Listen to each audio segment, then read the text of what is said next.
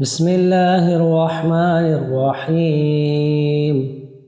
وإذ قتلتم نفسا فادارأتم فيها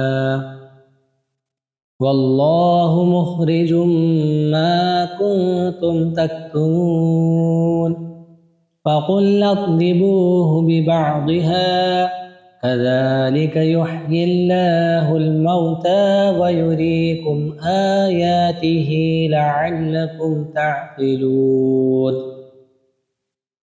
ثم قست قلوبكم من بعد ذلك فهي كالحجارة أو أشد قسوة وإن من الحجارة لما يتفجر منه الأنهار وإن منها لما يشقق فيخرج منه الماء وإن منها لما يهبط من خشية الله وما الله بغافل عما تعملون.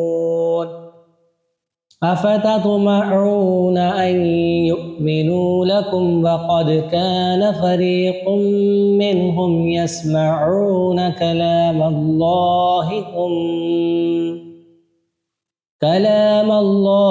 ثم يحرفونه من بعد ما عقلوه وهم يعلمون. وإذا لقوا الذين آمنوا قالوا آمنا وإذا خلا بعضهم إلى بعض قالوا أتحدثونهم بما فتح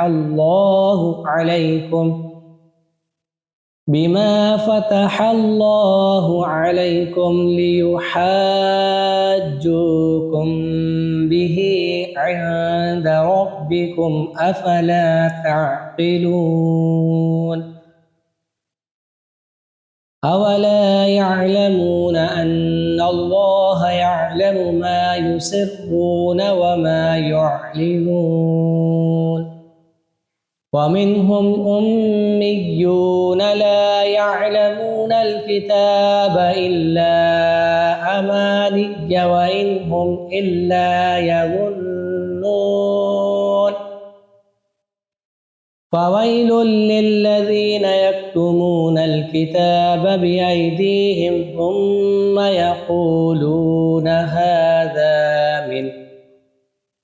هذا من عند الله ليشتروا به ثمنا قليلا فويل لهم مما كتبت أيديهم وويل لهم مما يكسبون. وقالوا لن تمسنا النار إلا أياما معدودة قل أتخذتم عند الله عهدا فلن يخلف الله عهده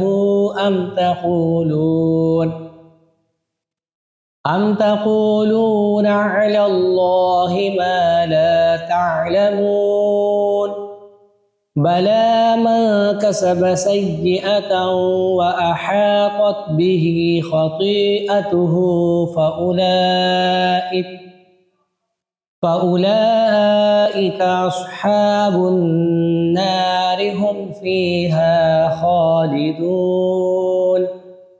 والذين آمنوا وعملوا الصالحات أولئك أصحاب الجنة هم فيها खालिदून।